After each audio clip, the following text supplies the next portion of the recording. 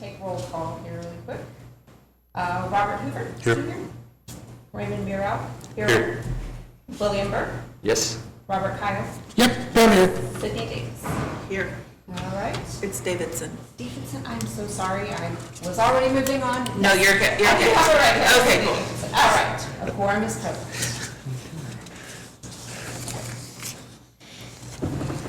We need to approve the meeting minutes from the last quarter. And they should be attached. Should have them in front of you.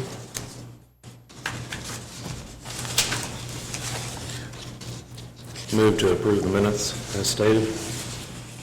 Who was that? I'm sorry, who moved? Okay. Second.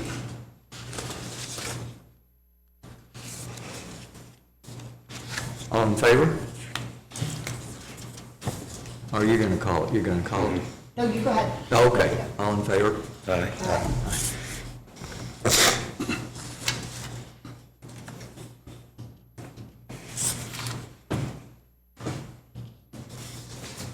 Okay. And I guess we're ready for the manager's report. We changed the format a little bit to make it more official, I guess. So I'll start with the program manager's report. So the updates on previous SURA activities include, we recently identified 4 additional mortgages that need to be released. One additional loan was paid off in full this month, so the mortgage release has been drafted and that should be filed with the county this week. That leaves us with just 9 active lien accounts right now. 3 previously approved demolitions have been completed, and the final previously approved demolition is expected to be completed by the end of this week. August 14th is the deadline. CAPER update. The Consolidated Annual Performance and Evaluation Report, or otherwise known as the CAPER, is an annual HUD-required report. It documents the program accomplishments for the previous year, the financial activity, and then progress toward goals established in the 5-year consolidated plan and the annual action plan. So that is due by the end of September. A public hearing is scheduled for Tuesday, September 8th at 11 a.m., so you all are welcome to come to that if you would like. There's also a 15-day public comment period and that'll follow the public hearing and occur before the CAPER submission deadline, which is September 26th. And the draft of the CAPER will be provided to you when it's finished. So we're just waiting to finish up a few activities this month, and then we'll begin starting that. CDBG timeliness. So this is our current status. It continues to be our most significant CDBG issue right now. In April, just kind of to go over that again, the city received its 4th warning letter regarding CDBG timeliness, warning us that we were at risk of non-compliance. At that time, our balance was over $1 million, $1,005,166. At that time, the timeliness ratio was 2.98. and HUD requires that it be below 1.5. Subsequently, we amended the 2021 through 2024 action plans. We updated our records and we accelerated our spending on some new park projects. So the progress at this point is, in April, again, we were over $1 million at 2.98. By the end of May, when I reported to you last, we had dropped back to 770,684, and our timeliness ratio at the end of May was 2.29. And currently, we have dropped back down to 726,340, and we are at 2.17. So our target is still below 1.5, but by the end of May, more than 200,000 in additional funds have been expended. We had additional demolitions and projects starting in July after the fiscal year ended. As of right now, because the city did not meet the required 1.5 timeliness ratio by the May 2nd deadline, HUD recently sent the city a non-compliance with timely expenditure requirement letter. The potential consequence is significant.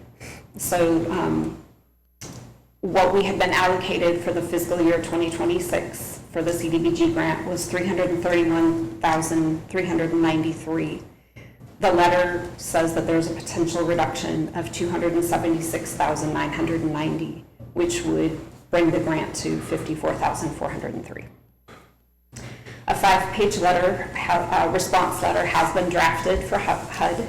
It outlines our recent accomplishments, our corrective actions already taken, new spending goals, and the city's obligations and plans moving forward. And I do have copies of that if anyone is interested in reading through the 5 pages.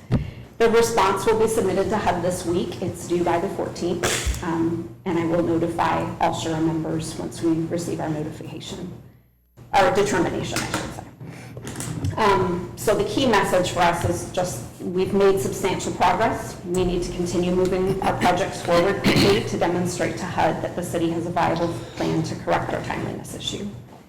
Part of the timeliness letter also includes a workout plan, and I think I mentioned that last time. I have one copy if you would like to look through that. It just every month shows the allocations that we are hoping to achieve. So we have a projected and then actual, and that's submitted to HUD every month.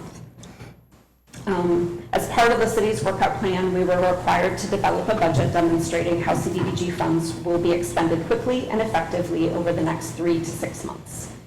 So anticipated expenditures in the workout plan are Farrell Street Lift Station, that would be $200,000. That's needing to be replaced. Farrell Park and Washington School is $60,000. Sidewalk repairs are estimated at $137,000. We have the one demolition project, which is $4,500, and then Jefferson Circle and Strickland Parks have been identified for $40,000. So the total there is $441,500. If these expenditures occur as projected, our current balance is $726,340. The projected balance after those expenditures would be $284,840. And the projected timeliness ratio would then be at 0.86, which would be well below the 1.5 threshold. That is what I have for the program manager's report. Any questions? Is there a way to get copies of the current and projected projects? Yes, so they're outlined in the letter, and then so I've got a few copies of the letter, and then I do have the workout plan as well, if you guys want to pass that around or look at that.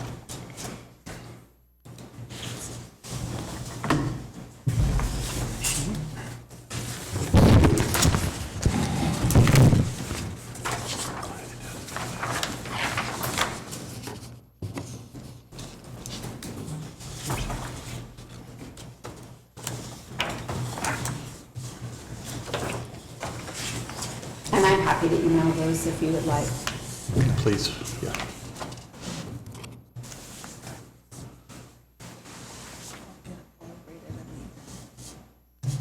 Okay. Yeah, I think it's just, that's the main thing. Too high.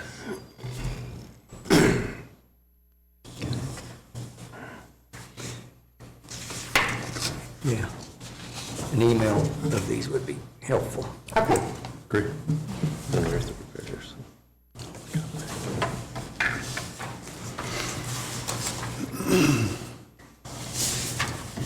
So you've got to turn this in the next 3 days? I'm sorry?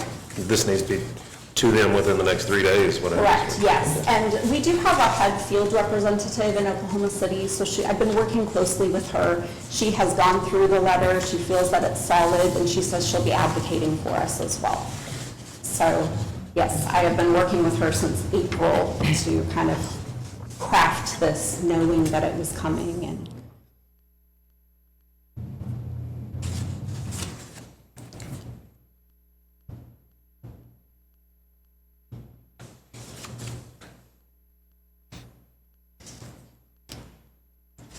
Now, how do they treat the active liens? I mean, are they considered as money not spent, or are they considered as spent? can you clarify for me? You said there's 9 active liens still. Oh, yes, so previous projects that were completed, and I believe by 2030, all of those will, oh, no, I take that back. I believe by 2028, all of the liens will have been paid. I'm asking, is that considered money spent, or is that still just money It would sitting? actually, yes, that's previously spent, I'm sorry, yeah, the project is previously spent. Because it's a lien, it means we're going to recollect it, that's why I'm wondering. Right, so that would be program income. So now we just had another, we were getting about 5,956 every year, and that will have dropped now with, we've had 3 liens paid off this year, so I don't have, I can look into what the new program income will be. So it's not significant if it's just 5,000? It is not significant, no. Okay.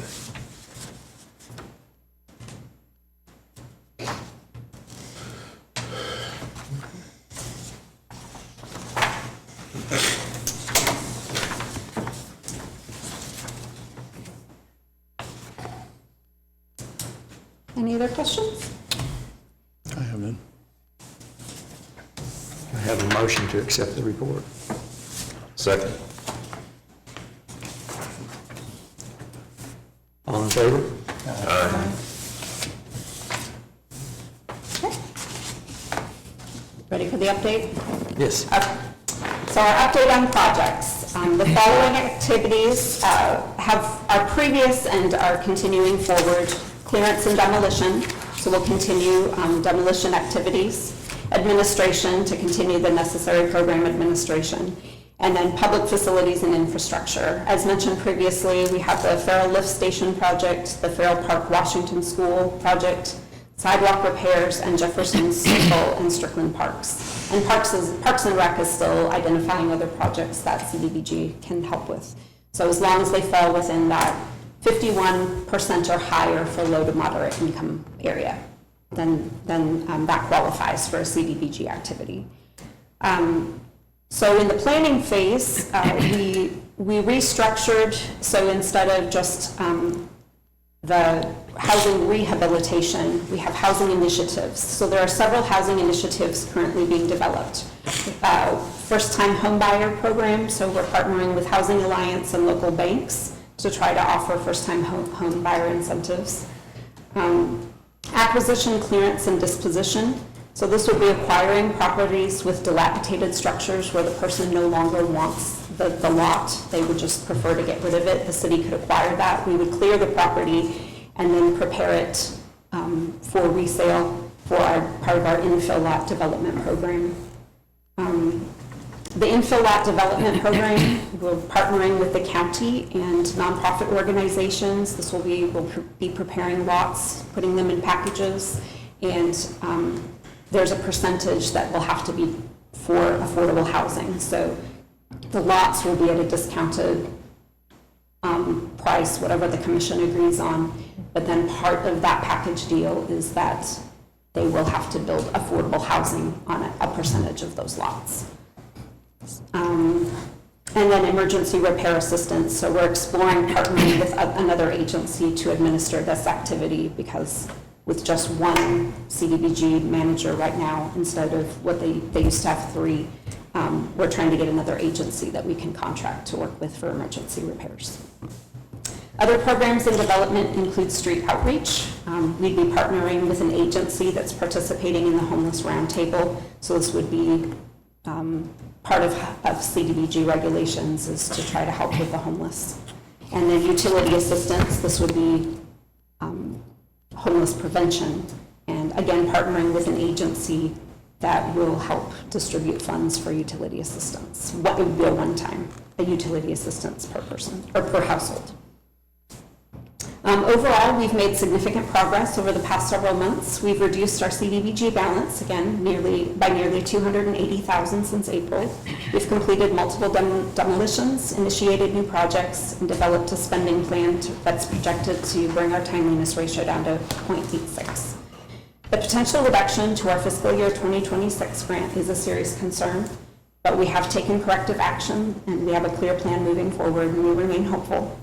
Our immediate priority is to continue implementing the projects identified in our workout plan, demonstrate measurable progress to HUD, and move the remaining housing and development and community development initiatives from the planning stage into implementation.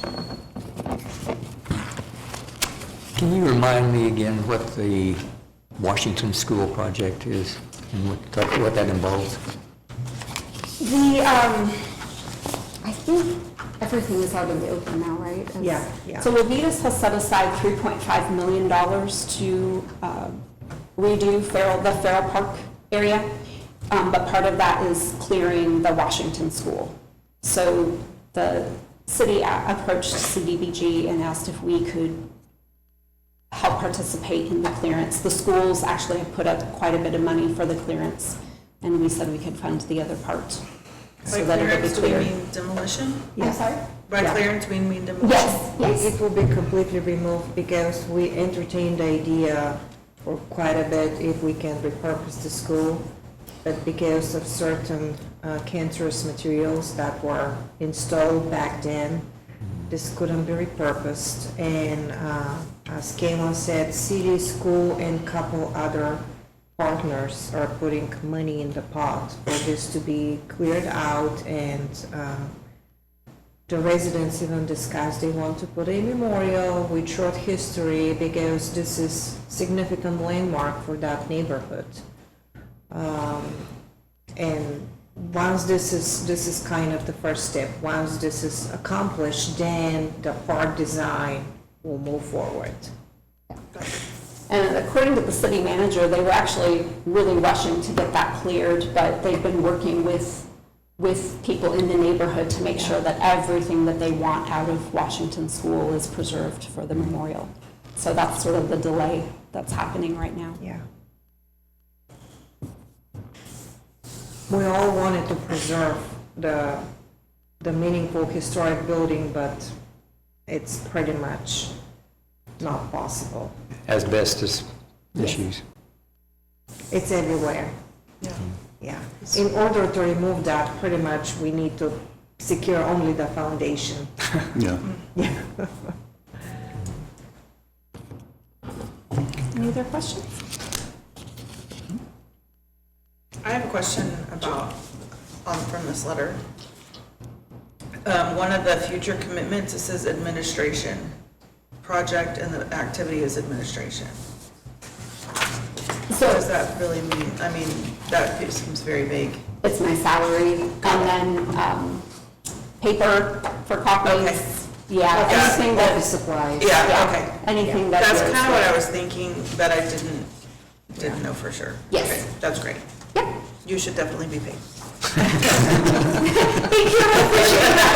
Yeah, and the administration, CDB requirements require, that's capped at 20% of all CDBG funds. Okay. Yeah. So it does present a little problem if we lose our funding next year. Oh, yeah. Okay. Matter of fact, when we were with no CDBG manager for a while, I need to write explanation to HUD authorities why administration portion wasn't being withdrawn. Makes sense. Yeah, because that's a big red flag for them. Okay. Anything else? I have a motion to accept. A second. I guess we do. Yeah. All in favor? Okay. Anything else before we adjourn? Unless you have extra questions, that's pretty much the report that we want to keep you in the loop and give you a chance just to ask questions, or that's all from us for now. I hope that's a big bungalow. But you're gonna get that emailed out to everybody and just, yeah. Yes, so I will, would you like both? Would you like both the workout plan and then just as I'm sending to HUD? Sure, absolutely. Okay. Anybody want to make a, Motion to adjourn. there's a second? All in favor? Aye. Aye. Do you want that? Help us pass it down.